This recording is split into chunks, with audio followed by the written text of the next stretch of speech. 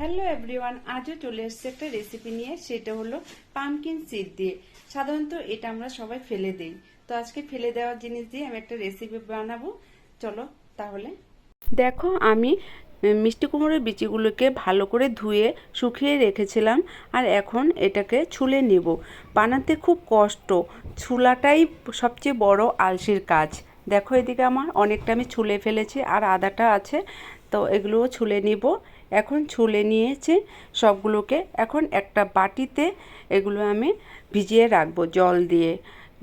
বেশি সময় ভিজিয়ে রাখলে ভালো হয়, তাহলে ফুলে উঠে আর নরম হয়, বাটতে সুবিধা হবে। এখন আমি পাটাতে দিয়ে দিলাম, তো বেটে নিব পাটাতে। ইচ্ছা করলে আমি মিক্সিতেও করতে পারতাম, কিন্তু আমি মিক্সিতে করিনি, পাটাতেই বেটে নিয়েছি। তো দেখো, আমার বাটা হয়ে গেছে। এটাতে বেশি বড়া হবে না কিন্তু। দেখো, এখানে আমি অল্প হলুদ আর নুন দিয়ে মেখে নিয়েছি। এদিকে আমি কড়াই বসিয়ে দিয়েছি, কড়াইতে তেলও দিয়ে দিয়েছি। এখন ছোট ছোট করে সাইজে দিব, বেশি বড় করব না, অল্প, এর জন্যই। তো দেখো, এটা আমি বড়াও ছেড়ে দিয়েছি। এখন হালকা লাল করে ভেজে নিব। দেখো, ভাজা হয়ে গেছে। এখন ওই তেলের মধ্যেই আমি গোটা জিরা, তেজপাতা, তারপরে শুকনো লঙ্কা আর লং, গোটা এলাচ দিয়ে দিব।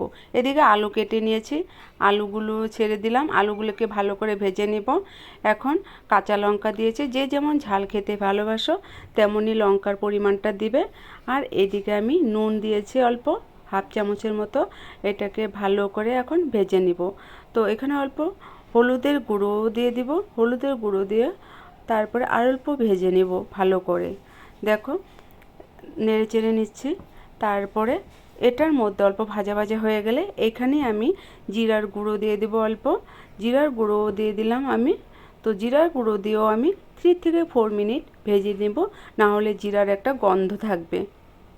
দেখো, এটা ভেজে নিয়েছি, ভাজা হয়ে গেছে। এখন এখানে আমি জল ঢেলে দিব।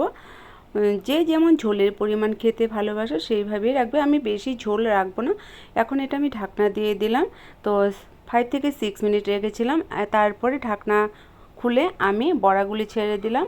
বড়াগুলি একটু আগে ছাড়াটাই ভালো, তাহলে ঝোলটা ভিতরে ঢুকবে, বড়াটাও নরম হবে। নামানোর আগে আমি এটাকে অল্প ঘি দিয়ে নামিয়ে নিয়েছি। দেখো, হয়ে গেছে। ছোটোবেলার ঠাকুমা খুব বানাতো, খেতাম, খুব ভালো লাগতো। আমিও বানিয়েছি আগে, তো আবার অনেক দিন পরে বানালাম। খুবই ভালো লাগলো বানিয়ে, কিন্তু খুব কষ্ট জানো। যারা খাওনি এখনও, তারা একবার ঘরে ট্রাই করে দেখো। যদি ভালো লেগে থাকে তাহলে একটা লাইক কমেন্ট করবে প্লিজ। Thank you.